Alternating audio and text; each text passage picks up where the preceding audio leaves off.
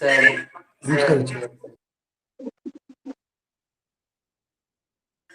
ನಮಸ್ಕಾರ ಆಚಾರ್ಯ.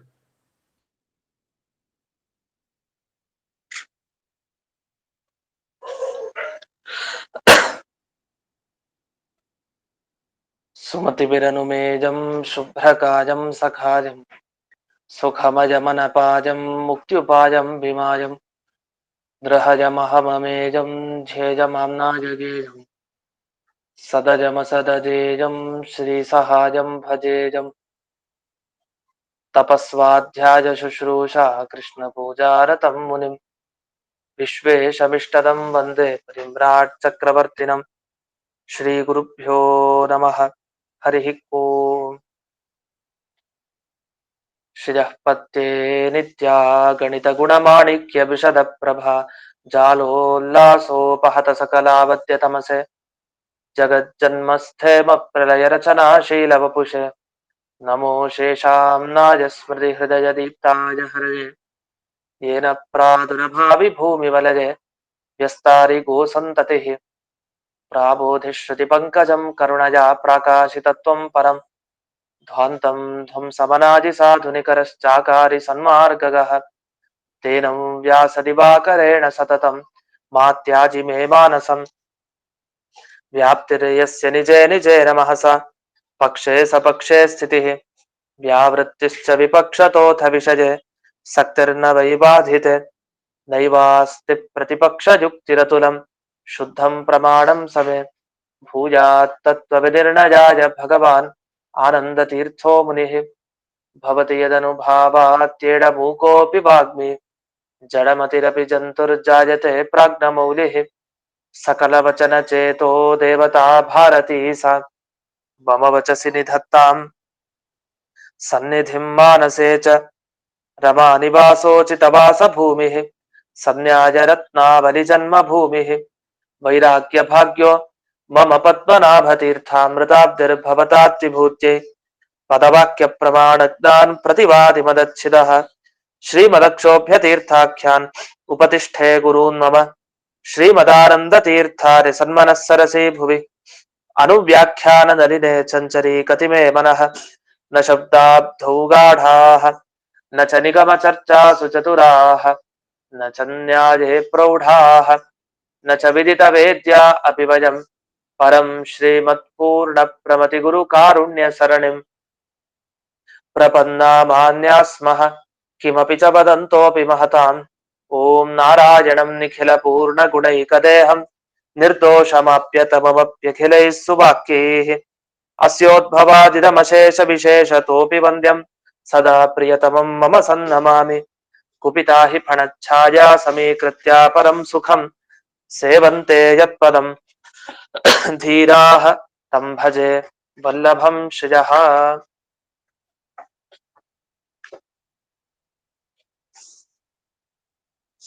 ಈಗ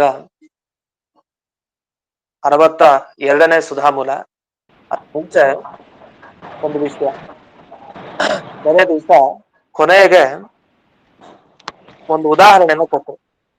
ಏನಂದ್ರೆ, ಭಗವಂತ ತಾನು ಈಗ ಅನುಸಂಧಾನ ಮಾಡದೇ ಇದ್ರೆ, ಅಂದ್ರೆ ತಾನು ಜೀವ ಒಬ್ಬನೇ ಅಂತ ಅನುಸಂಧಾನ ಮಾಡದೇ ಇದ್ರೆ ಇನ್ಯಾವಾಗ್ಲೂ ಅನುಸಂಧಾನ ಮಾಡ್ತಾನೆ ಅಂತ ನೀವು ಒಪ್ಪೋದಿದ್ರೆ ಅದು ಸರಿ ಇಲ್ಲ. ಯಾಕೆ? ಈಗ ಆ ವಸ್ತು ಇಲ್ಲ ಅಂದ್ರೆ ಅದು ಇಲ್ವೇ ಇಲ್ಲ ಅಂತ ಅರ್ಥ. ಯಾವಾಗ ಈಗ ಇಲ್ಲ ಅಂತ ಆಗತ್ತೆ, ನಂತರ ಅವನು ಯಾವಾಗ್ಲೂ ಒಮ್ಮೆ ತಾನೇ ಜೀವ ಅಂತ ಅನುಸಂಧಾನ ಮಾಡ್ಕೊಳ್ತಾನೆ ಅಂತ ಆದ್ರೆ, ಆಗ ಇಲ್ಲದೇ ಇರೋಂತಹ ವಸ್ತುವನ್ನ ಅನುಸಂಧಾನ ಮಾಡ್ತಾನೆ ಅಂತ ಆದ್ರೆ ಅವನಿಗೆ ಸರಿಯಾದ ಜ್ಞಾನ ಇಲ್ಲ, ಭ್ರಮೆ ಇದೆ ಅಂತ ಅರ್ಥ. ಯಾಕಂದ್ರೆ ಹಗ್ಗವನ್ನು ನೋಡಿ ಹಾವು ಅಂತ ತಿಳ್ಕೊಳ್ತೀವಿ, ಇಲ್ಲದೇ ಇರೋ ಹಾವನ್ನ ಇದೆ ಅಂತ ತಿಳ್ಕೊಳ್ತೀವಿ. ಅದನ್ನ ತಿಳ್ಕೊಂಡು ಅವನ್ ಏನಂತ ಕರೀತಾರೆ? ಭ್ರಾಂತ ಪುರುಷ. ಭ್ರಮೆಗೊಂಡಿದ್ದಾನೆ, ಇವನಿಗೆ ಭ್ರಮೆಗೊಂಡಿದ್ದಾನೆ ಅಂತ ಕರೀತಾರೆ ಅವನನ್ನ. ಯಾಕೆಂದ್ರೆ ಹಗ್ಗ ನೋಡಿ ಹಾವು ಅಂತ ತಿಳ್ಕೊಂಡಿರೋದ್ರಿಂದ. ಹಗ್ಗವನ್ನ ನೋಡಿ ಹಗ್ಗ ಅಂತ ತಿಳಿದಿದ್ರೆ ಸರಿ, ಆದ್ರೆ ಹಾಗೆ ತಿಳ್ಕೊಂಡಿಲ್ಲ. ಇದಕ್ಕೊಂದು ಉದಾಹರಣೆ ಕೊಡ್ತಾ ಸಪ್ತಮ ರಸಾಧಿಪತ ಅಂತ ಹೇಳಿದ್ರು. ಇರೋದೇ 6 ರಸ, ಷಡ್ರಸ. ಷಡ್ರಸ ಅನ್ನ ಭೋಜನ ಅಂತ ಹೇಳ್ತೀವಿ, 6 ರಸ. 7ನೇ ರಸ ಅಂತೂ ದೂರ. 7ನೇ ರಸ ದೂರ ಅಂತ ಆದ್ಮೇಲೆ ಇನ್ನು 8ನೇ ರಸ ಅಂತೂ ಅದು ದೂರತೋಪಾಸ್ತ, ಅದು ಇಲ್ವೇ ಇಲ್ಲ ಅಂತ.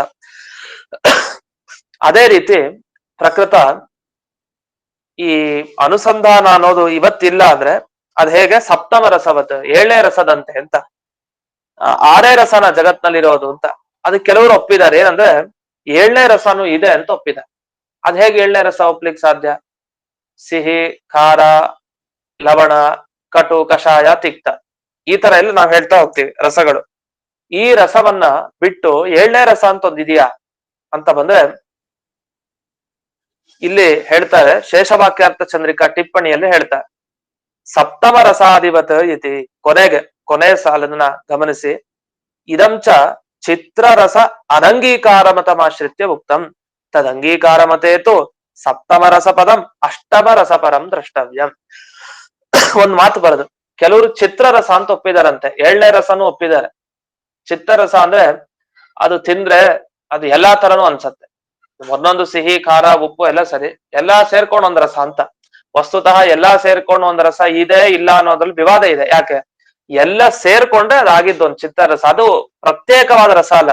ಸಿಹಿ, ಖಾರ ಈ ತರ ಪ್ರತ್ಯೇಕವಾಗಿ ಒಂದು ಬಿಡಿ ಬಿಡಿ ಒಂದು ರಸ ಏನಿದೆ ಪ್ರತ್ಯೇಕ, ಆ ತರ ಒಂದು ಮಿಕ್ಸ್ಡ್ ಏನಂತೀವಿ ಚಿತ್ರ, ಅದು ಎಲ್ಲ ಮಿಶ್ರಣ, ಸಿಹಿ, ಖಾರ ಇತ್ಯಾದಿಗಳ ಮಿಶ್ರಣ ಆಗಿ ಒಂದು ನಮ್ಗೇನ್ ರಸ ಅನುಭವ ಬರುತ್ತೆ, ಅದು ಎಲ್ಲದ್ರ ಸೇರಿ ಆಗಿದ್ದ ರಸ. ಅದೊಂದು ಹೊಸದು, ಅದೊಂದು ಪ್ರತ್ಯೇಕ ಅಂತ ಕೆಲವರು ಒಪ್ತಾರೆ, ಕೆಲವರು ಒಪ್ಪಲ್ಲ. ಎಲ್ಲಾನು ಸೇರಿ ತಾನೇ ಆಗಿದ್ದು, ಎಲ್ಲದರಲ್ಲೂ ಒಂದೊಂದು ಅಂಶ ಇದೆ ಅಷ್ಟೇ, ಅದು ಹೊಸದಲ್ಲ ಅಂತ. ಅದೇನೇ ಇರ್ಲಿ, ಇಲ್ಲಿ 7ನೇ ರಸ ಅಂತ ಇಲ್ಲಿ ಜಯತೀರ್ಥರು ಹೇಳಿದ್ ಯಾವ ಅಭಿಪ್ರಾಯದಿಂದ ಅಂದ್ರೆ, ಜಗತ್ನಲ್ಲಿರೋದು 6 ರಸ ಅಂತ ಒಂದು ಮತ ಇದೆ, ಅದನ್ನ ಇಟ್ಕೊಂಡು ಹೇಳಿದ್ದಾರೆ. 7ನೇ ರಸ ಇದೆ ಅಂತ ಇವರು ಒಪ್ಪಿಕೊಂಡು ಹೇಳಿದ್ದಲ್ಲ. 7ನೇ ರಸ ಅಪ್ರಸಿದ್ಧ. ಒಂದ್ ವೇಳೆ 7ನೇ ರಸ ಇತ್ತು ಅಂತ ಯಾರು ಒಪ್ಪುತ್ತಾರೆ ಅಂತ ಆದ್ರೆ, ಆಗ ನೀವೇನ್ ಮಾಡಿ, ಅಷ್ಟಮ ರಸದಂತೆ 8ನೇ ರಸ ಹೇಗೆ ಜಗತ್ನಲ್ಲಿಲ್ವೋ ಅದರಂತೆ ಅಂತ ಅರ್ಥ ಮಾಡ್ಕೊಡಿ ಅಂತ. ಅವಾಗ ಏನ್ ಮಾಡ್ಬೇಕು, ಸಪ್ತಮ ಅನ್ನೋ ಪದಕ್ಕೆ ನಾವೇನಂತ ತಗೊಳ್ಬೇಕು, ಅಷ್ಟಮ ಅಂತ ತಗೊಳ್ಬೇಕು, 7ನೇದು ಅಂತ ತಗೊಳ್ಬೇಕು ಅಂತ. ಈ ತರ ಒಂದು ಅರ್ಥ ಬರ್ತಿದ್ದಾರೆ. ಇದು ನೋಡಿದ ವಸ್ತುತಃ ನಾವು ಗಮನಿಸಿದ್ರೆ 7 ಅನ್ನೋದಕ್ಕೆ 8 ಅಂತ ಹೆಂಗ್ ಅರ್ಥ ಮಾಡೋದು? ಅವ್ರು ಹೀಗ್ ಬರ್ದಿದ್ದಾರೆ ಟಿಪ್ಪಣಿಯಲ್ಲಿ. ಅದ್ರ ಅಭಿಪ್ರಾಯ ಬಹುಶಃ ಹೀಗಿರ್ಬೇಕು, ಅಲ್ಲಿ ಸಪ್ತಮ ರಸ ಆದಿ ಅಂತ ಹಾಕಿದಾರಲ್ಲಿ, ಆದಿ ಅನ್ನೋ ಶಬ್ದ. ಸಪ್ತಮ ರಸ, ಅಷ್ಟಮ ರಸ ಮೊದಲಾದವುಗಳಂತೆ ಅಂತ ಜಯತೀರ್ಥರ ಅಭಿಪ್ರಾಯ ಅಲ್ಲಿ ಹೊರಗ್ ಬಂತು. ಅವಾಗ ಏನಾಯ್ತು, ಸಪ್ತಮ ರಸ ಮೊದಲಾದ ರಸ ಅಂದ್ರೆ 8ನೇ ರಸ ತಗೊಳ್ಳಿ, 7ನೇ ರಸ ಒಪ್ಪಿದ್ರೆ ಯಾರು, ಆ ಒಪ್ಪುವಂತ ಮತನೂ ಕೂಡ ಇದೆ. ಅದ್ ಯಾವ ಮತ ಅಂತ ಉಲ್ಲೇಖ ಇಲ್ಲ, ಹೀಗೂ ಒಪ್ಪೋರು ಇರ್ತಾರೆ. ಚಿತ್ರ ರೂಪ ಅಂತ ಒಪ್ಪೋತರ. ಈಗ ಬಣ್ಣಗಳೆಷ್ಟು, ಬಣ್ಣಗಳು ಬೇಕಾದಷ್ಟಿದೆ ವಸ್ತುತಃ, ಆ ಕಪ್ಪು, ಬಿಳುಪು, ಅದು ಇದು, ಈಗ ಕಲರ್ ಬಟ್ಟೆ ಎಲ್ಲ ಮಿಕ್ಸ್ ಆಗ್ಬಿಟ್ಟಿದೆ ಬಣ್ಣಗಳೆಲ್ಲ. ಚಿತ್ರ ರೂಪ, ಆ ಚಿತ್ರ ರೂಪ ಒಪ್ಪಬೇಕೋ ಬೇಡವೋ? ಒಪ್ಪೇ ಒಪ್ತೀವಿ, ನಮ್ಗೆ ಗೊತ್ತು, ನಾವೇ ಅನೇಕ ಬಟ್ಟೆಗಳನ್ನ ಧರಿಸ್ತೀವಿ, ವಸ್ತ್ರಗಳನ್ನ ಹಾಕೊಳ್ತೀವಿ, ಚಿತ್ರ ರೂಪ ಇದ್ದೇ ಇರತ್ತೆ ಅದ್ರಲ್ಲಿ, ಬಣ್ಣದ ರೂಪ. ಆದ್ರೆ ಆ ಬಣ್ಣದ ರೂಪ ಎಲ್ಲಾ ರೂಪಗಳ ಮಿಶ್ರಣ ಆಗಿರೋ ಒಂದು ರೂಪ, ಅದು ಬೇರೆನೆ ಅಂತ ಹೇಳ್ತಾರೆ. ಅದು ಎಲ್ಲ ರೂಪಗಳ ಮಿಶ್ರಣವೇ ಅಲ್ಲ, ಅದೊಂದು ಒಂದರ ವಿಚಿತ್ರವಾದ ರೂಪ, ಅದೇ ಒಂದು ಪ್ರತ್ಯೇಕ. ಈ ಕಡೆ ಅದು ಇದು ಕೆಂಪು ಮತ್ತೆ ಕಪ್ಪು, ಬಿಳಿ, ಈ ತರ ಏನೇನ್ ಹೇಳ್ತೀವಿ ಪ್ರತ್ಯೇಕವಾಗಿ ಒಂದು ಬಣ್ಣ, ಆ ತರನೇ ಒಂದು ಚಿತ್ರ ಅಂತ ಒಂದು ಬಣ್ಣ ಇದೆ ಅಂತ ಕೆಲವರು ಒಪ್ತಾರೆ. ಅದಿರ್ಲಿ ಅಂತ, ಈಗ ಚಿತ್ರರಸದ ಬಗ್ಗೆ ಬಂತು. ಹೀಗೆ ಈ ನಮ್ಗೆ ಈ ನಖಸ್ತುತಿಯಲ್ಲೂ ಕೂಡ ನಾವು ಪಾರಾಯಣ ಮಾಡ್ತಾ ಬರುತ್ತೆ. ಮೊದಲಿಗೆ ಆ 2 ಶ್ಲೋಕಗಳಲ್ಲಿಯೇ ಆಚಾರ್ಯರು ಲೇಖ ಮಾಡ್ತಾರೆ, ಭಗವಂತನ ತರ ದೂರತೋಪಾಸ್ತ ಅಂತ ಒಂದು ಶಬ್ದವನ್ನ ಹಾಕ್ತಾರೆ. ಅಲ್ಲೂ ಕೂಡ ಈ ವಿಷಯವನ್ನ ಗಮನಿಸಬಹುದು. ಅಂತೂ ಈ ಸಪ್ತಮ ರಸಾಧಿಪತ ಅನ್ನೋ ಮಾತಿನಲ್ಲಿ ಇಷ್ಟು ವಿಷಯ ಇದೆ ಅಂತ ಇವರು ಟಿಪ್ಪಣಿಕಾರರು ವಿವರಣೆ ಮಾಡ್ತಾರೆ. ಇದಾಗಿ ಮುಂದಿನ ಸುಧಾಮೂಲಕ್ಕೆ ಬರೋಣ, 62ನೇ ಸುಧಾಮೂಲ. ಇದರಲ್ಲಿ ಈಗ ಚರ್ಚೆ ಮಾಡೋ ವಿಷಯ ಏನು, ಅದರ ಮುಂಚೆ ಇದು ಅನುವ್ಯಾಖ್ಯಾನವನ್ನು ಹೇಳ್ಕೊಟ್ಬಿಡ್ತೀನಿ, ಅದ್ ಹೇಳಿ ಮತ್ತೆ ಅದಕ್ಕೆ ಬರ್ತೀನಿ. ವಿದ್ಯಮಾನಾನುಸಂಧಾನಂ ನಚೇತ್ ಅಗ್ನತ್ವಮಾಪತೇತ್ ಅಸದೈಕ್ಯಂ ಭವೇತ್ ಪಶ್ಚಾತ್ ಯದಿ ಸ್ಯಾತ್ ಸಪ್ತಮೋ ರಸಃ.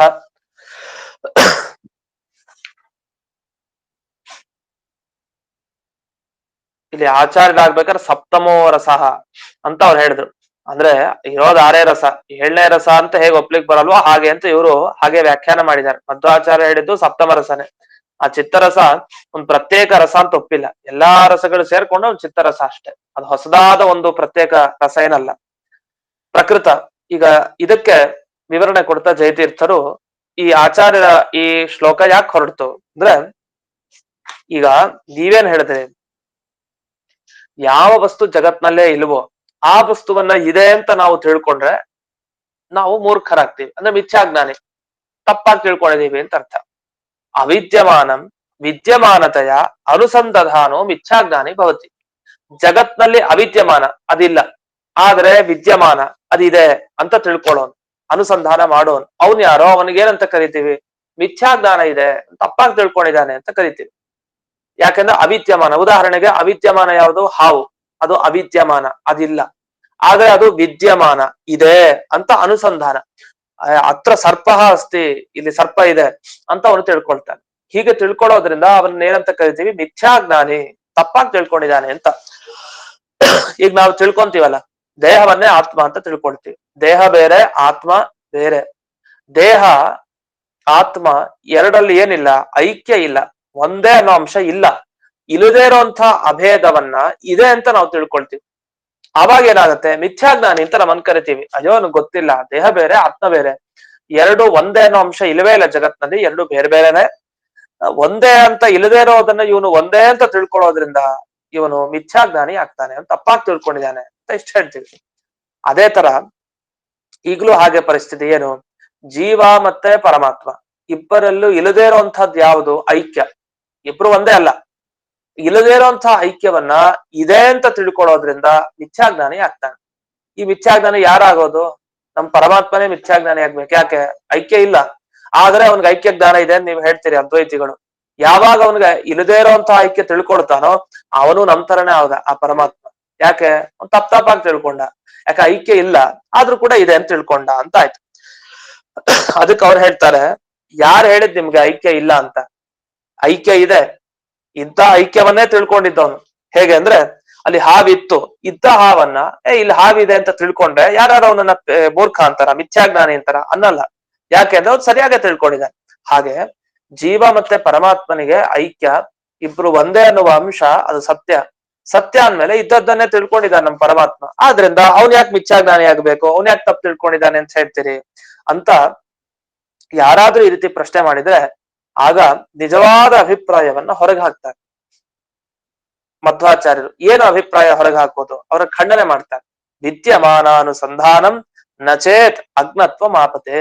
ಹಾಗಾದ್ರೆ ನಿಮ್ಮ ಪ್ರಕಾರ ಐಕ್ಯ ಇದೆ ಅಂತ ಒಪ್ತೀರಾ, ಸರಿ, ಸಂತೋಷ. ಒಂದು ಕ್ಷಣ ಒಪ್ಪೋಣ ನಿಮ್ಮ ಮತ, ಒಂದು ಕ್ಷಣ ಒಪ್ಪೋದು ಅಂತೇನೋ ಖಂಡನೆ ಮಾಡ್ಲಿಕ್ಕೆ, ನಾವು ಒಪ್ಪಿದೀವಿ ಅಂತ ಅರ್ಥ ಅಲ್ಲ. ಈ ಮಾತಾಡ್ಬೇಕಾದ್ರೆ ಕೆಲಸಲ್ಲಿ ಏನ್ ಒಪ್ತ್ಯಾ, ಹೀಗ್ ಒಪ್ಪಿರೋ ಇದ್ರೆ ನೋಡು ನಿನ್ಗೆ ಈ ತರ ಆಗ್ಬೇಕು ಅಂತ ದೋಷ ಕೊಡೋ ತರ ಇದು. ನಾವು ನಮ್ಮ ಸಿದ್ಧಾಂತ ಒಪ್ಕೊಂಡಿದೀವಿ ಅಂತಲ್ಲ, ಒಂದು ಕ್ಷಣ ಯೋಚನೆ ಮಾಡು, ನೀನೇನಂದಿ, ಐಕ್ಯ ಇದೆ ಅಂತ ಒಪ್ತಾ ಇದೆಯಾ?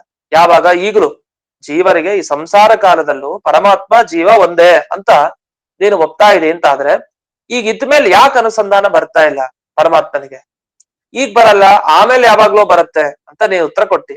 ಹಾಗಾದ್ರೆ ನಮ್ಮ ಪ್ರಶ್ನೆ ಒಂದೇ, ಅವನು ಸರ್ವಜ್ಞ ಅಂತ ಒಪ್ಪಿದ್ಯೋ ಇಲ್ವೋ ಪರಮಾತ್ಮನನ್ನ? ಯಾವ ಕಾಲದಲ್ಲಿ ಸರ್ವಜ್ಞ ಅಂತ ಒಪ್ಪಿದೆ?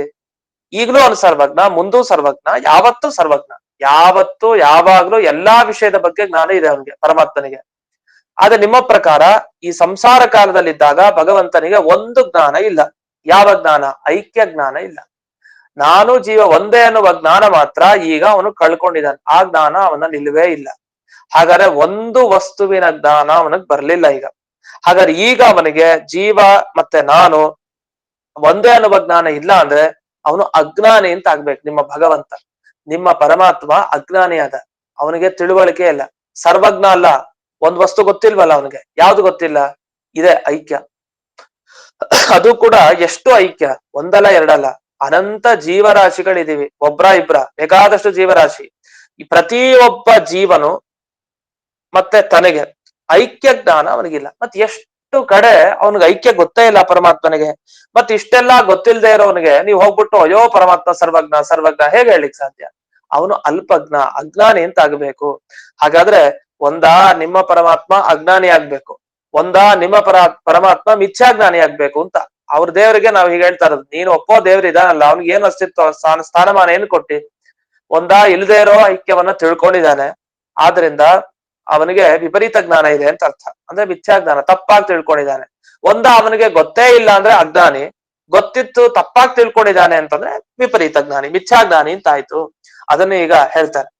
ಯದಿ ಐಕ್ಯಂ ವಿದ್ಯಮಾನಂ, ಒಂದು ವೇಳೆ ಐಕ್ಯ ಇತ್ತು ಅಂತ ಆಗಿದ್ರೆ, ಒಂದು ವೇಳೆ ಅಂದ್ರೆ ಅರ್ಥ ಏನು ಇಲ್ಲ, ವಸ್ತುತಃ ಒಂದ್ ವೇಳೆ ಒಂದು ಕ್ಷಣ ಅದನ್ನ ಒಪ್ಪಿಕೊಂಡು ಇದೆ ಅಂತ ನೀನೇನಾದ್ರು ಹೇಳೋದಿದ್ರೆ, ತರ್ಹಿ ತದ್ ಇದಾನಿಂ, ಈಗ ಅನನುಸಂಧತ್, ಅನುಸಂಧಾನ ಮಾಡ್ತಾ ಇಲ್ಲ, ಆಗ ನಿಮ್ಮ ಪರಮಾತ್ಮ ಅಸರ್ವಜ್ಞ ಸ್ಯಾತ್, ಅವನು ಸರ್ವಜ್ಞನಲ್ಲ. ಯಾಕೆ? ಐಕ್ಯದ ಬಗ್ಗೆ ಗೊತ್ತಿಲ್ವಲ್ಲ ಈಗ. ನಚತದ್ಯುಕ್ತಂ, ಆದ್ರೆ ನೀವು ಹಾಗೆ ಒಪ್ತೀರಾ? ಯಾವಾಗ್ಲೂ ಅವನು ಸರ್ವಜ್ಞನೇ ಪರಮಾತ್ಮ. ಆದ್ರಿಂದ ಆ ಐಕ್ಯ ಎಂದೆಂದಿಗೂ ಇಲ್ವೇ ಇಲ್ಲ ಅಂತ ಹೇಳ್ಬಿಡಿ. ಯಾಕೆ ಹೇಳ್ತೀರಿ? ಇಲ್ವೇ ಇಲ್ಲ, ಅದು ಬೇಡ, ಒಪ್ಕೊಂಡ್ಬೇಡ. ಐಕ್ಯ ಇಲ್ವೇ ಇಲ್ಲ ಅಂದ್ರೆ ನಮ್ಮ ಮತಕ್ ಬಂದಾಗ ಆಯ್ತು. ಯಾಕಂದ್ರೆ ಅವನ ಐಕ್ಯವನ್ನು ಒಪ್ಪೋನು. ಸರಿ, ಐಕ್ಯ ಇಲ್ಲ ಅಂತ ಹೇಳ್ಬೇಕು. ಯಾವತ್ತು ಪರಮಾತ್ಮನಿಗೆ ಜೀವೈಕ್ಯ ಇಲ್ಲ ಅಂತ ಆದ್ರೆ, ಹಾಗಾದ್ರೆ ಜೀವ ಅವನು ಒಂದೇ ಅಲ್ಲ. ಒಂದೇ ಅಲ್ಲ ಅಂದ್ಮೇಲೆ ಒಂದೇ ಅಂತ ಅನುಸಂಧಾನ ಮಾಡ್ತಾನೆ ಅಂದ್ರೆ ಅವನು ಕಥಂ ಮಿಥ್ಯಾ ಜ್ಞಾನಿನ ಭವೆ, ಅವನು ವಿಪರೀತ ಜ್ಞಾನ ಇರೋನು ಅಂತ ಯಾಕಾಗಲ್ಲ? ಹಾಗೆ ಆಗಬೇಕು ಅಂತ. ಕೊನೆಗೆ ಏನ್ ಅಭಿಪ್ರಾಯ ಆಯ್ತು? ಒಂದಾ ಅವನು ಪೆದ್ದ ಅಂತ ಆಗ್ಬೇಕು ನಿಮ್ ಪರಮಾತ್ಮ, ಪೆದ್ದ. ಯಾಕೆ? ಅವನಿಗೆ ಜ್ಞಾನ ಇಲ್ಲ. ಯಾವ್ದು ಜ್ಞಾನ ಇಲ್ಲ? ಈ ಐಕ್ಯದ ಜ್ಞಾನ ಇಲ್ಲ. ಒಂದಾ ಐಕ್ಯದ ಬಗ್ಗೆ ತಿಳ್ಕೊಂಡಿದ್ದಾನೆ, ಆದ್ರೆ ಐಕ್ಯ ಇಲ್ಲದೇ ಇರೋ ಐಕ್ಯ ತಿಳ್ಕೊಂಡಿದ್ದಾನೆ, ಹಾಗಾಗಿ ಅವನು ಮಿಥ್ಯಾ ಜ್ಞಾನಿ, ಭ್ರಾಂತ ಪುರುಷ. ಹೀಗಾಗ್ಬೇಕು. ಒಂದಾ ಮಿಥ್ಯಾ ಜ್ಞಾನ ಇದೆ ಅವನಿಗೆ, ಒಂದಾ ಅಜ್ಞಾನ ಇದೆ, ಸರಿಯಾದ ಜ್ಞಾನ ಒಟ್ಟಿಲ್ಲ ನಿಮ್ಮ ಭಗವಂತನಿಗೆ. ಈಗ ಒಪ್ಕೊಳ್ತೀಯಾ? ಬೇಡ, ಅದನ್ನ ಐಕ್ಯವನ್ನ ಬಿಟ್ಬಿಡು ಅಂತ ಈ ರೀತಿ ಅವರನ್ನ ಖಂಡನೆ ಮಾಡ್ತಾ ಇದ್ದಾರೆ ಆಚಾರ್ಯರು. ಈ ರೀತಿ ಹೇಳೋದ್ರಿಂದಲೇ ಒಂದಿಷ್ಟು ಪ್ರಶ್ನೆಗಳಿದೆ. ಆ ಪ್ರಶ್ನೆಗಳಿಗೂ ಉತ್ತರ ಕೊಟ್ಟಾಗಾಯ್ತು ಅಂತ ಜಯತೀರ್ಥರು ವಿವರಿಸ್ತಾರೆ. ಆಚಾರ್ಯರ ಮಾತಿನಿಂದಲೇ ಇನ್ನು ಯಾವ ಯಾವ ಪ್ರಶ್ನೆಗಳು ಬರಬಹುದೋ ಈ ವಿಷಯದಲ್ಲಿ, ಜೀವ ಬ್ರಹ್ಮ ಒಂದೇ ಅನ್ನುವ ವಿಷಯದಲ್ಲಿ, ಆ ಎಲ್ಲಾ ಪ್ರಶ್ನೆಗಳಿಗೆ ಉತ್ತರ ಕೊಟ್ಟಾಗಾಯ್ತು. ಇನ್ನು ಏನೇನ್ ಪ್ರಶ್ನೆಗಳು ಬರ್ಲಿಕ್ಕೆ ಅವಕಾಶ ಇದೆ ಅದನ್ನ ಮುಂದಕ್ಕೆ ಈಗಲೇ ಜಯತೀರ್ಥರು ಬಿಡಿಸ್ತಾರೆ. ಒಂದೇ ನಿಮಿಷ.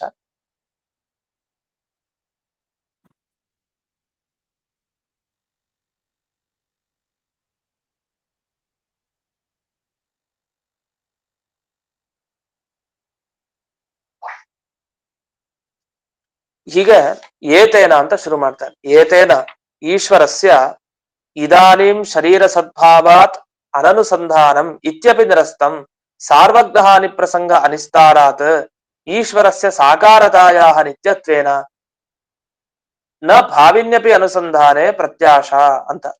ಅಂದ್ರೆ ಕೆಲವರು ಉತ್ತರ ಕೊಟ್ರು. ಏನಂದ್ರೆ, ಈಗ ಪರಮಾತ್ಮನಿಗೆ ಅಜ್ಞಾನ ವಾರಣೆ ಆಗ್ಬೇಕು, ಅಂದ್ರೆ ಅವ್ನಿಗೆ ಇದ್ದದ್ದು ಗೊತ್ತಾಗ್ಲಿಲ್ಲ ಅಂತ ಆಗ್ಬೇಕು. ಗೊತ್ತಾಗ್ಲಿಲ್ಲ ಅಂತ ಒಪ್ಪಿದ್ರೆ ಅವನಿಗೆ ಅಜ್ಞಾನ ಬರ್ಬೇಕು, ಈ ಅಜ್ಞಾನ ಪರಿಹಾರ ಮಾಡ್ಬೇಕು. ಅದಕ್ಕೇನ್ ಮಾಡಿದ್ರು ಕೆಲವರು? ಯಾಕೆ ಗೊತ್ತಾಗ್ತಾ ಇಲ್ಲ ಅನ್ನೋದಕ್ಕೊಂದು ಉತ್ತರ ಕೊಟ್ರು. ಅಂದ್ರೆ ಈಗ ನಮಗ್ ಯಾಕೆ ಗೊತ್ತಾಗ್ತಾ ಇಲ್ಲ? ಜೀವರಿಗೆ ನಾವು ದೇವರು ಒಂದೇ ಅಂತ ನಮಗ್ ಯಾಕೆ ಗೊತ್ತಾಗ್ತಾ ಇಲ್ಲ ಸಂಸಾರದಲ್ಲಿ? ಯಾಕೆಂದ್ರೆ ದೇಹ, ಪ್ರಾಕೃತ ದೇಹ ಇದೆ, ಇಂದ್ರಿಯ ಮನಸ್ಸು ನಮ್ಗೆಲ್ಲ ಈಗಿದೆ. ಇದೆಲ್ಲ ಇದ್ದಾಗ ಬಂಧನಕ್ಕೆ ಒಳಗಾಗ್ಬಿಟ್ಟಿದೀವಿ, ನಮಗೆ ಗೊತ್ತಾಗ್ತಾ ಇಲ್ಲ ನಾವೇ ದೇವರು, ನಮಗ್ ಗೊತ್ತಾಗ್ತಾ ಇಲ್ಲ.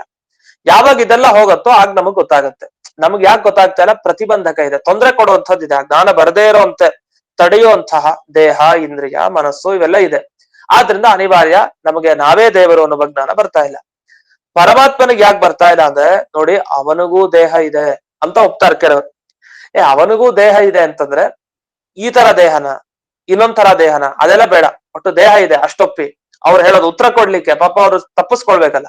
ಅದಕ್ಕೆ ಜೀವನಿಗೆ ಹೇಗ್ ದೇಹ ಇದೆಯೋ ದೇವರಿಗೂ ಹಾಗೆ ದೇಹ ಉಂಟು ಸಂಸಾರದಲ್ಲಿ. ಸಂಸಾರದಲ್ಲಿ ದೇಹ ಇರೋದ್ರಿಂದ ಅವನಿಗೆ ನಾನೇ ಜೀವ ಅಂತ ಅನುಸಂಧಾನ ಬರ್ತಾ ಇಲ್ಲ ಅಷ್ಟೇ. ಅಂತ ಅವ್ರು ಯಾವ ಪ್ರಶ್ನೆಗೆ ಉತ್ತರ ಕೊಟ್ರು ಅಂದ್ರೆ, ಜೀವನಿಗಾಗೋ ಸುಖ ದೇವರಿಗೆ ಯಾಕೆ ಆಗ್ತಾ ಇಲ್ಲ? ಯಾಕೆ ಒಬ್ರೆ ತಾನೆ. ಯಾಕೆ ಆಗ್ತಾ ಇಲ್ಲ ಅಂದ್ರೆ, ಜೀವನಕ್ಕೆ ದೇಹ ಇರೋ ತರ ಭಗವಂತನಿಗೂ ದೇಹ ಇದೆ ಅಷ್ಟೇ. ಮುಂದೆ ಅವನು ಗೊತ್ತಾಗ್ತಾ ಇಲ್ಲ. ಸದ್ಯಕ್ಕೆ ಆ ಕ್ಷಣಕ್ ಪ್ರಶ್ನೆಗೆ ಉತ್ತರ ಕೊಟ್ಟ. ಯಾಕೆ? ಅವನಿಗೂ ನೀವು ದೇಹ, ಇವಾಗ ಜೀವನಿಗೆ ಯಾಕೆ ನಿಮ್ಗೆ ಭಗವಂತನಿಗಾಗೋ ಅನುಸಂಧಾನ ಆಗ್ತಾ ಇಲ್ಲ? ನಮ್ಗೆ ಯಾಕೆ ಆಗ್ತಾ ಇಲ್ಲ ಅಂದ್ರೆ ದೇಹ ಇದೆ, ನಮ್ ದೇವರಿಗೂ ಹಾಗೆ ದೇಹ ಇದೆ. ಆದ್ರಿಂದ ದೇಹ ಇರೋದ್ರಿಂದ ಭಗವಂತನಿಗೂ ನಾನೇ ಜೀವ ಅಂತ ಅಭೇದ ಜ್ಞಾನ, ಒಂದೇ ಅನ್ನುವ ಜ್ಞಾನ ಬರ್ತಾ ಇಲ್ಲ ಅಂತ. ಹೀಗೇನಾದ್ರು ಉತ್ತರ ಕೊಡೋದಿದ್ರೆ ಸಿಗಾಕೊಂಡ್ರಿ. ಯಾಕೆಂದ್ರೆ ದೇಹವನ್ನ ಒಪ್ಪಿದ್ರೆ ಆ ದೇಹ ನಮ್ ತರನೋ ಬೇರೆ ತರನೋ ಇರ್ಲಿ, ಆಯ್ತು, ಅವನ್ ಬೇರೆ ತರ ದೇಹ ಅಂತ ಇಟ್ಕೊಳ್ಳೋಣ. ಆ ದೇಹದಿಂದ ಅವನಿಗೆ ನಾನೇ ಜೀವ ಅನ್ನುವ ಜ್ಞಾನ ಬರ್ತಾ ಇಲ್ಲ ಅಂತನೂ ಇಟ್ಕೊಳ್ಳೋಣ. ಆದ್ರೆ ಅಜ್ಞಾನ ಒಪ್ಪಿದಾಗ ಆಯ್ತು ತಾನೆ. ದೇಹ ಇತ್ತೋ ಬಿಡ್ತೋ, ಅವನಿಗೆ ಈ ಸಂದರ್ಭದಲ್ಲಿ ನಾನೇ ಜೀವ ಅನ್ನೋ ಜ್ಞಾನ ಅಂತೂ ಇರ್ಲಿಲ್ಲ. ಜ್ಞಾನ ಇಲ್ಲ ಅಂತ ಆದ್ರೆ ಅವನ ಅಜ್ಞಾನಿ ಅಂತ ಆದ್ರೆ. ಸಾರ್ವಜ್ಞ ಹಾನಿ, ನಿಮ್ಮ ಭಗವಂತ ಸರ್ವಜ್ಞ ಅಲ್ಲ, ಎಲ್ಲಾ ಗೊತ್ತಿಲ್ಲ ಅವನಿಗೆ. ಒಂದು ವಸ್ತು ಅವನ್ ಗೊತ್ತಿಲ್ವಲ್ಲ, ಅದ್ ಯಾವ ವಸ್ತು? ನೀವು ತುಂಬಾ ಮುಖ್ಯ ಅಂತ ಒಪ್ಪೋ ಐಕ್ಯನೇ ಗೊತ್ತಿಲ್ಲ ಅವ್ನಿಗೆ. ಅವ್ರ ಪ್ರಕಾರ ಜಗತ್ನಲ್ಲಿ ತುಂಬಾ ಮುಖ್ಯವಾದ ವಸ್ತು ಯಾವುದು? ಐಕ್ಯ. ಜೀವ ಮತ್ತೆ ಪರಮಾತ್ಮನಿಗಿರುವ ಐಕ್ಯ, ಅದು ಒಂದೇ ಸತ್ಯ. ಆ ತರ ಹೇಳ್ತಾರೆ ಅವರು. ಅಷ್ಟು ಅವರಿಗೆ ಅದ್ರ ಮೇಲೆ ತುಂಬಾ ಆದರ, ತುಂಬಾ ಶ್ರದ್ಧೆ ಭಕ್ತಿ ಜಾಸ್ತಿ ಆ ಐಕ್ಯದ ಬಗ್ಗೆ, ಒಂದೇ ಅನ್ನುವ ಅಂಶದ ಬಗ್ಗೆ. ಅದನ್ನೇ ಭಗವಂತ ತಿಳ್ಕೊಂಡಿಲ್ಲ ಅಂದ್ರೆ ನಿಮ್ಮ ಭಗವಂತ ಅಸರ್ವಜ್ಞ, ಅವನು ಸರ್ವಜ್ಞತ್ವ ಹೋಯ್ತು ಅವನಿಗೆ ಅಂತ.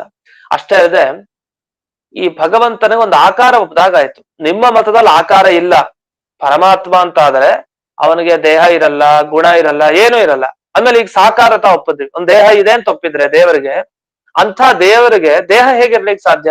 ಈಗ ಕೃಷ್ಣ ರಾಮ ಇವರೆಲ್ಲ ದೇವರು ಅಂತ ಅವ್ರು ಒಪ್ಪೋದೇ ಇಲ್ಲ. ಅದು ಸಗುಣ ಬ್ರಹ್ಮ, ಅದು ದೇವರು ಅಂತ ಒಪ್ಪಲ್ಲ ಅಂದ್ರೆ ಅರ್ಥ ನಿರ್ಗುಣ ಬ್ರಹ್ಮ ಅಂತ ಒಪ್ಪಲ್ಲ ಅವ್ರು. ಅದಕ್ಕೂ ಬಹಳ ಸೂಕ್ಷ್ಮವಾಗಿ ತಪ್ಪಿಸ್ಕೊಳ್ಳೋ ಉತ್ತರವನ್ನ ಹೇಳ್ಬೋದು. ಏನಂತ? ನಾವೆಲ್ಲಿ ದೇವರಲ್ಲ ಅಂತ ನಾವೇನು ಹೇಳಿಲ್ಲ. ಕೃಷ್ಣನೂ ದೇವ್ರೆ, ರಾಮನೂ ದೇವ್ರೆ. ಹೇಗ್ ದೇವರು? ಸಗುಣ ಬ್ರಹ್ಮ. ಬ್ರಹ್ಮ ಅನ್ನೋ ಶಬ್ದ ಬಳಸ್ತೀವಿ, ಅದೇ ನಾವು ದೇವರು ಅಂತ ಒಪ್ಪಿದೀವಿ ಅಂತ. ಅದಕ್ಕೆ ಅವರ ಅಭಿಪ್ರಾಯ ಹಾಗಲ್ಲ. ನಾವ್ ಹೇಳ್ತಾ ಇರೋದು ಏನು ಅಂದ್ರೆ, ದೇವರು ಅಂತ ನೀವು ಒಪ್ಪಲ್ಲ ಅಂದ್ರೆ ನಿರ್ಗುಣ ಬ್ರಹ್ಮ ಅಂತ ನೀವು ಒಪ್ಪೋದು. ಆ ಪರಮಾತ್ಮನ ಸ್ಥಾನ ಅಂದ್ರೆ ನಿರ್ಗುಣ, ಯಾವುದೇ ಗುಣ ಇಲ್ದೇ ಇರೋ ನಿಜವಾಗಿ ಬ್ರಹ್ಮ, ಅವನೇ ಪರಮಾತ್ಮ. ಈ ಸಗುಣ ಬ್ರಹ್ಮ ಅಂತ ಏನ್ ಒಪ್ತೀವಲ್ಲ, ಸಗುಣ ಗುಣ ಇರುವಂತ ಒಬ್ಬ ದೇವರು, ಅದ್ ನಿಜವಾದ ದೇವರಲ್ಲ, ಅದು ಸುಳ್ಳಾದ ದೇವರದು. ಅದನ್ನ ನಾವ್ ಹೇಳುದು, ನಿಜವಾಗಿ ಕೃಷ್ಣ ರಾಮರೆಲ್ಲ ದೇವರು ಅಂತ ಅವ್ರು ಒಪ್ಪೋದೇ ಇಲ್ಲ. ನಿಜವಾಗಿ ಸಿದ್ಧಾಂತವನ್ನ ಗಮನಿಸಿದ್ರೆ ಇದು ನಿರ್ಗುಣ ಬ್ರಹ್ಮ ಅಂತ ಅವ್ರು ಒಪ್ಪೇ ಇಲ್ಲ. ಇದೆಲ್ಲ ಸಗುಣ ಬ್ರಹ್ಮ ಅಂತ ಒಪ್ಪಿದ್ದಾರೆ. ಅದನ್ನ ಇಂಥವ್ರನ್ನ ದೇವರು ಅಂತ ಅವ್ರು ಒಪ್ಪಿಲ್ಲ. ಅದಕ್ಕೆ ಅವರು ಇದನ್ನ ವ್ಯಾವಹಾರಿಕವಾಗಿ ಹೇಳಲಿಕ್ಕಾಗತ್ತಾ? ಕೃಷ್ಣರಾಮ ಅಂತ ನಾವು ದೇವ್ರಂತ ಒಪ್ಪಿಲ್ಲ ಅಂತ. ಆದ್ರೆ ಅವ್ರು ಹೇಳ್ಬೋದು ಏನಂತ, ಇಲ್ಲ ನಾವು ಕೃಷ್ಣನನ್ನು ರಾಮನ ದೇವರು ಅಂತಾನೆ ಒಪ್ಪಿದೀವಿ. ಹೇಗ್ ಒಪ್ಪಿದೀವಿ? ಆ ಕೃಷ್ಣನಲ್ಲಿ ಏನೇನ್ ಗುಣ ಇದೆ, ಜ್ಞಾನ ಇದೆ, ಅವೆಲ್ಲ ಹೋಗ್ಬಿಟ್ರೆ ಅವನು ದೇವ್ರ ಆಗ್ಬಿಡ್ತಾನೆ ಅಷ್ಟೇ, ಅವನೇ ದೇವ್ರು. ರಾಮನಲ್ಲಿ ಏನೇನ್ ಗುಣ ಇತ್ತು, ಅವ್ರೇನ್ ಕೆಲಸ ಮಾಡ್ದ, ಅದೆಲ್ಲ ಸುಳ್ಳು ಅಂತ ಒಪ್ತಾ ಹೋದ್ರೆ ಅವನು ದೇವ್ರ ಆಗ್ಬಿಡ್ತಾನೆ. ಹೀಗ್ ಉತ್ತರ ಕೊಡ್ತಾರ ಅವ್ರು, ಅನಿವಾರ್ಯ ಹಾಗೆ ಉತ್ತರ ಕೊಡ್ಲೇಬೇಕು. ಇಷ್ಟು ಉತ್ತರ ಕೊಟ್ರೆ ಆ ದೇವರಿಗೆ ಒಂದು ಅಸ್ತಿತ್ವವನ್ನೇ ಸರಿಯಾಗಿ ಹೇಳ್ದಾಗ ಆಗ್ಲಿಲ್ಲ.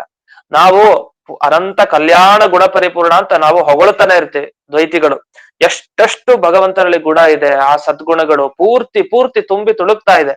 ಅದು ಎಣಿಸ್ಲಿಕ್ಕೂ ಸಾಧ್ಯ ಇಲ್ಲ. ಅಷ್ಟು ಗುಣ ಪರಿಪೂರ್ಣ ಅವನು, ಸದ್ಗುಣ ಪರಿಪೂರ್ಣ ನಾವು ಒಪ್ತೀವಿ. ಅವರು ಅಷ್ಟು ಗುಣಗಳು ಇಲ್ಲ ಅಂತ ಹೇಳ್ತಾರೆ.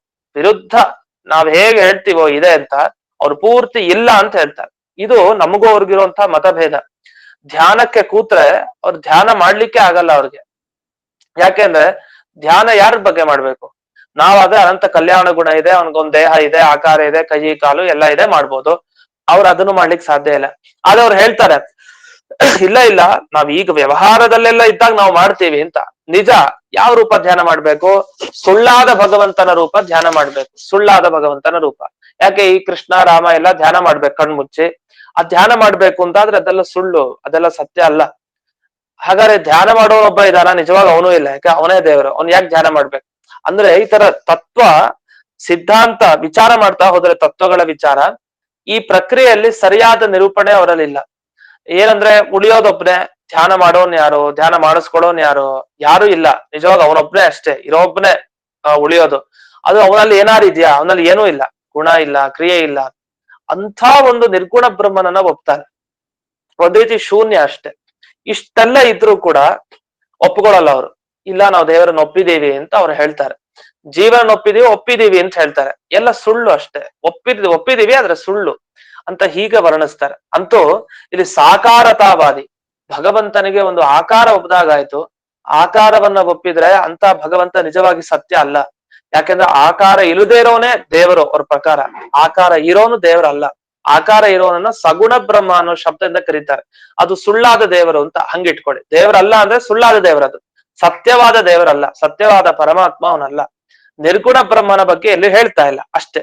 ಹೀಗೆ ಅವರು ತಪ್ಪಿಸ್ಕೊಳ್ತಾರೆ. ಆಗ ನಾವು ಖಂಡಿಸೋದು ಹೇಗೆ ಅಂದ್ರೆ, ಇಲ್ಲಿ ವಾಕ್ಯಾರ್ಥ ರತ್ನಮಾಲಾದಲ್ಲಿ ಟಿಪ್ಪಣಿಯಲ್ಲಿ ಬರೀತಾರೆ, 3ನೇ ಟಿಪ್ಪಣಿ ಈ ಭಾಗದಲ್ಲಿ. ಈಶ್ವರ ಶರೀರಸ್ಯ ನಿತ್ಯತಾಯ ಸ್ವರೂಪಭೂತ ಜ್ಞಾನ ಆನಂದ ಮಾತ್ರಾತ್ಮಕತ್ವೇನ ಸಿದ್ಧತ್ವ. ಅಲ್ಲ, ನೀವು ಭಗವಂತನಿಗೆ ಒಂದು ದೇಹ ಒಪ್ತಿರಲ್ಲ, ಆ ದೇಹ ಭಗವಂತನಿಗಿಂತ ಬೇರೆನೋ ಒಂದೇನೋ ಅಷ್ಟ್ ಹೇಳಿ. ಬೇರೆ ಅಂದ್ರೆ ಅದು ಸುಳ್ಳು. ಒಂದೇ ಅಂದ್ರೆ ಅವನಿಗೆ ಯಾವಾಗ್ಲೂ ಜ್ಞಾನ ಇರ್ಲೇಬೇಕು. ಯಾಕೆಂದ್ರೆ ಜ್ಞಾನ ಆನಂದಾತ್ಮಕವಾದ ಅವನ ದೇಹ. ಅಂತ ದೇಹ ಇದ್ದಾಗಲೂ ಅನುಸಂಧಾನ ಬರ್ತಾ ಇಲ್ಲ ಅಂತ ಹೇಳೋದು ತಪ್ಪಾಗತ್ತೆ. ಯಾವಾಗಲೂ ಅನುಸಂಧಾನ ಇರ್ಲೇಬೇಕು. ಅದು ಯಾವಾಗ್ಲೂ ಆಕಾರತ ಇದ್ದೇ ಇರುತ್ತೆ, ಅದು ನಿತ್ಯ. ಆ ದೇಹ, ಭಗವಂತನ ದೇಹ ಏನಿದೆ ಅದು ಯಾವತ್ತೂ ಅವನ ಜೊತೆಗೆ ಇರೋದು. ಅದು ಇವತ್ ಬರುತ್ತೆ ಅವತ್ ಹೋಗುತ್ತೆ ಅಂತಿಲ್ಲ, ಯಾವಾಗ್ಲೂ ಇದ್ದಾಗ. ಮುಂದೆ ಈಗ್ಲೇ ಅನುಸಂಧಾನ ಬರ್ಲಿಲ್ಲ, ಜೀವನಿಗಾಗುವಂತಹ ಅನುಸಂಧಾನ ಈಗ್ಲೇ ಇಲ್ಲ ಅಂತ ಆದ್ರೆ ಮುಂದಾದ್ರೂ ಯಾವಾಗ ತಾನೇ ಅವನಿಗೆ ಅನುಸಂಧಾನ ಬರ್ಲಿಕ್ಕೆ ಸಾಧ್ಯ ಅಂತ, ಹೀಗೆ ಇಷ್ಟೆಲ್ಲ ಪ್ರಶ್ನೆಗಳು ಬರುತ್ತೆ. ಕೊನೆಗೆ ಏನಂದ್ರೆ, ಜೀವ ಪರಮಾತ್ಮ ಒಂದೇ ಅಂತ ಒಪ್ಪಿದ್ರೆ ಎಷ್ಟೆಷ್ಟು ಸಮಸ್ಯೆ ಇದೆ. ಅದನ್ನ ಭಾಸ್ಕರಾಚಾರ್ಯರ ಮತ್ತೆ ಖಂಡನೆ ಮಾಡೋ ಕ್ರಮದಲ್ಲಿ ನಿಜವಾಗಿ ಎಷ್ಟು ಸೊಗಸಾಗಿ ಖಂಡನೆ ಮಾಡಿದ್ದಾರೆ. ಜೀವ ಬ್ರಹ್ಮ ಒಂದೇ ಅನ್ನೋದು ಬಹಳ ತಪ್ಪು, ಆ ಪ್ರಕ್ರಿಯೆನೇ ಸರಿ ಇಲ್ಲ ಅಂತ ಹೇಳಿ ಪುನಃ ಪುನಃ ಈ ಉಪಮಾಧೀಕರಣದಲ್ಲಿ ಸಮರ್ಥನೆ ಮಾಡ್ತಾ ಇದ್ದಾರೆ. ಕೊನೆಗೆ ಸಪ್ತಮೋ ರಸ ಅಂದ್ಬಿಡ್ತಾರೆ, 7ನೇ ರಸ ಇದು ಸರಿಯೇ ಇಲ್ಲ ಅಂತ ಹೀಗೆ ವರ್ಣನೆ ಮಾಡ್ತಾರೆ. ಅದನ್ನ ಮತ್ತೆ ಇನ್ನೂ ವಿಷಯಗಳಿದೆ ತುಂಬಾ. ಇಷ್ಟಾಗಿ ಕೊನೆಗೆ ನಮ್ಮ ಪ್ರಕಾರ ಭಗವಂತ ಅಂದ್ರೆ ಏನು ಅಂತ ಸುಂದರವಾದ ವಿವರಣೆ ಮಾಡ್ತಾರೆ. ನಮ್ಮ ರೀತ್ಯ ಹೇಗೆ, ಅವರ ರೀತ್ಯ ಹೇಗೆ ಅಂತ ವರ್ಣನೆ ಮಾಡಿ ಮುಂದೆ ಈ ತಂದೆ ಮಗ, ಅಂಶಾಂಶಿ ಭಾವ, ತಂದೆಯ ಅಂಶನೇ ಮಗ. ತಂದೆ ಅವನು ಮಗನನ್ನ ಪಡಿತಾನೆ, ಮಗನನ್ನ ಪಡೆದ್ಮೇಲೆ ಆ ಮಗ ತಂದೆಯ ಒಂದು ಅಂಶ. ತಂದೆ ಮಗ ಒಂದೇನೋ ಬೇರೆನೋ ಅಂತ ಒಂದು ಚರ್ಚೆ ಮಾಡ್ತಾರೆ. ಅದ್ರ ಬಗ್ಗೆನೂ ಒಂದಿದೆ ಮುಂದೆ ಚರ್ಚೆ, ಮತ್ತೆ ಎಲ್ಲ ಮುಂದಿನ ದಿವಸಗಳಲ್ಲಿ ನೋಡೋಣ ಅಂತ ಹೇಳ್ತಾ ಇಂದಿನ ಈ ಪಾಠವನ್ನ ಅಸ್ಮದ್ ಗುರುವಂತರ್ಗತ ವ್ಯಾಸತೀರ್ಥ ಗುರುವಂತರ್ಗತ ಭಾರತೀಯ ರಮಣ ಮುಖ್ಯ ಪ್ರಾಣಾಂತರ್ಗತ ಶ್ರೀಮನ್ಮೂಲ ಗೋಪಾಲಕೃಷ್ಣನಿಗೆ ಅರ್ಪಣೆ ಮಾಡ್ತೇನೆ. ಧನ್ಯವಾದಗಳು ಆಚಾರ್ಯ. ಧನ್ಯವಾದಗಳು. ನಮಸ್ಕಾರ ಗುರುಗಳೇ. ನಮಸ್ಕಾರ ಗುರುಗಳೇ. ನಮಸ್ಕಾರ ಮಾಡ್ತೀನಿ ಆಚಾರ್ಯ. ಸರ್. ಪ್ರಣಾಮಗಳು ಗುರುಗಳೇ. ಹಾಗೆ ನಮಸ್ಕಾರ ಸ್ವಾಮಿ ಆಚಾರ್ಯ.